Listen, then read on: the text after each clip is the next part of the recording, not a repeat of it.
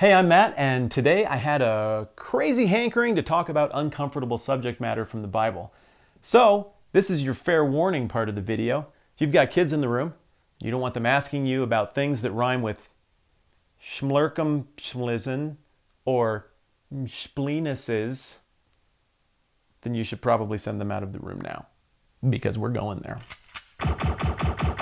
In storytelling, a threshold guardian is someone who stands in the way of where the hero needs to go next to test the hero. They're not necessarily a bad guy, they're not necessarily a good guy, but they represent a hurdle that has to be cleared for the hero to take the story where the story needs to go next, and for the hero to develop the character they need to develop to face what's coming next. In this passage that we're going to look at in Acts chapter 15, verses 1 through 5, we're going to see Paul and the early church face a threshold guardian that they've got to get past in order for the church thing to keep moving forward as we wrap up the first missionary journey and figure out what church is going to look like moving into whatever happens next. Starting in verse 1. Some men came down from Judea to Antioch and were teaching the brothers, unless you are circumcised according to the custom taught by Moses, you can't be saved.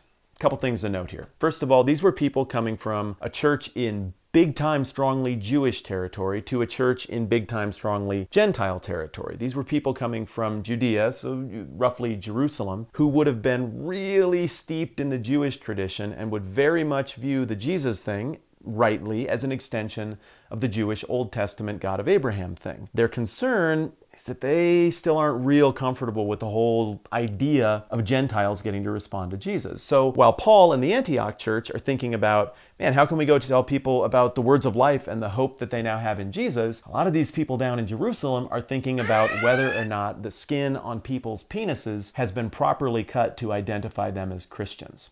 You can see how this is going to come to a head. There are a whole slew of motivations that these Jerusalem believers might have in coming up to talk to the people in Antioch, but this is what I see here. They're threshold guardians. These are people who stand in the way of what's happening in the Antioch church and what's happening with Paul's missionary journeys, and they're going to provide a test. And that test is going to be, is salvation really about grace and belief in Jesus, or is salvation about close and strict adherence to this very convoluted notion of the Jewish law? And the Jewish law isn't even just the Old Testament. I mean, we're talking about stuff that goes way beyond the Old Testament, involving how you wash your hands and how far you walk on a Sunday, and clearly what you do with your nether regions surgically. Verse 2. This brought Paul and Barnabas into sharp dispute and debate with them. So Paul and Barnabas were appointed, along with some other believers, to go up to Jerusalem to see the apostles and elders about this question. Of course this is going to cause tension, because Paul and Barnabas just went all around the world on a giant let's get flogged tour, telling people about the mercy of Jesus and about how to have a relationship with God. And what they're saying is, you have a relationship with God because of belief in Christ, plus nothing. There's no other obligation. This grace is freely given by the work of God. Sins are forgiven because Jesus went to the cross.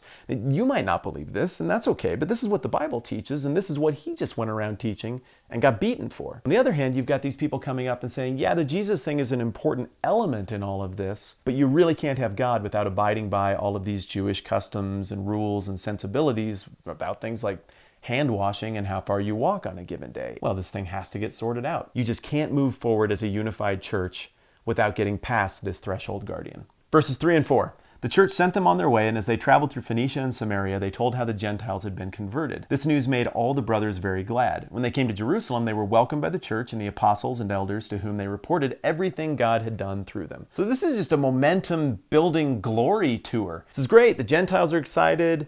The Jewish leaders in Jerusalem seem to be excited. So this lends credence to the idea that we're talking about a minority position that these enthusiastic circumcisers were bringing with them up to Antioch. So what this tells me is that the majority of believers understood what Jesus was saying in Matthew 5:17 when he makes the very important remark right at the outset of his public ministry that he didn't come to abolish the law, he came to fulfill it, to complete it. Well, what would that fulfillment look like? The law was all about external obligation to do a whole bunch of things that you needed to do to try and get things right with God, and then where you screwed up, you could make sacrifices, very specific sacrifices, to cover up this blemish, this mistake, this shortcoming here and there. The law begged for a perfect once and for all sacrifice to come along and complete that entire tension. Jesus was intoning in Matthew 5:17, and it becomes more clear as we go along, that he was that perfect sacrifice, that he was the completion to what the Old Testament system of being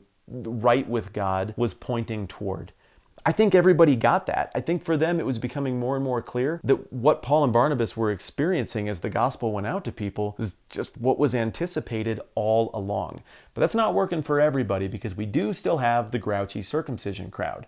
Verse 5, then some of the believers who belonged to the party of the Pharisees stood up and said, the Gentiles must be circumcised and required to obey the law of Moses.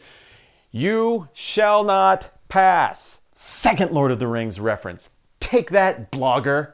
Luke does a great job of setting up this rhythm throughout his gospel and throughout the book of Acts of really great things happening and then somebody coming along and just lobbing a turd into the punch bowl. And here we see it again as these people are saying, yeah, that gospel thing is great. Oh, how exciting that all these people are in.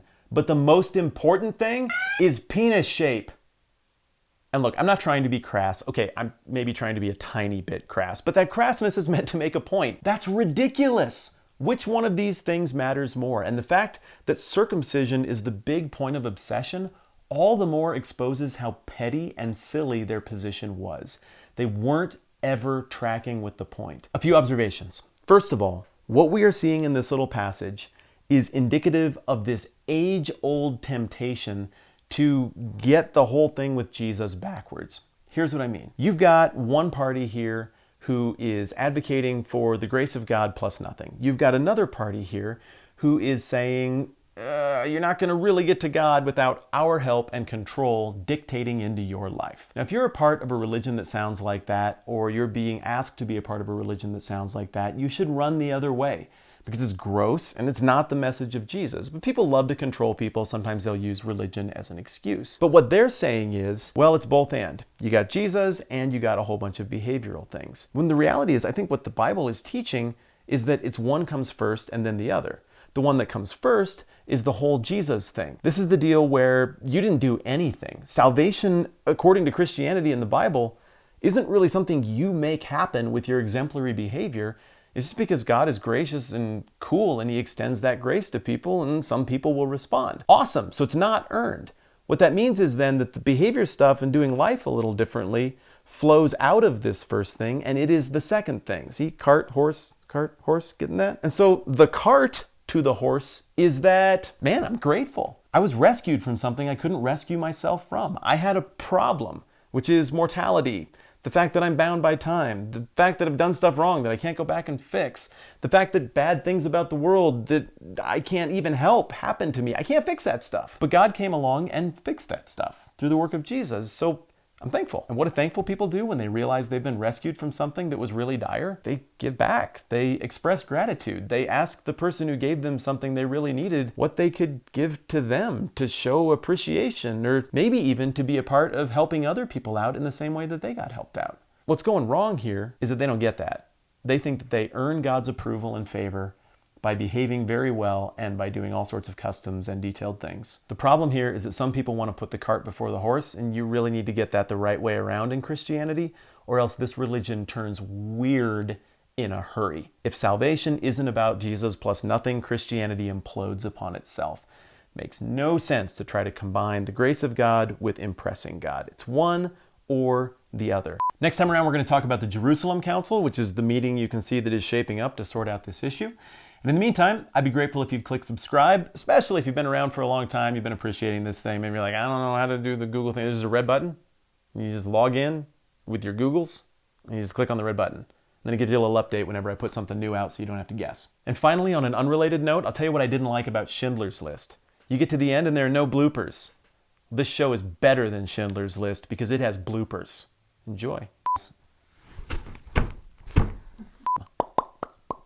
Let's talk in graphic detail about circumcision. That's not going to work. This nude, there were no nudes.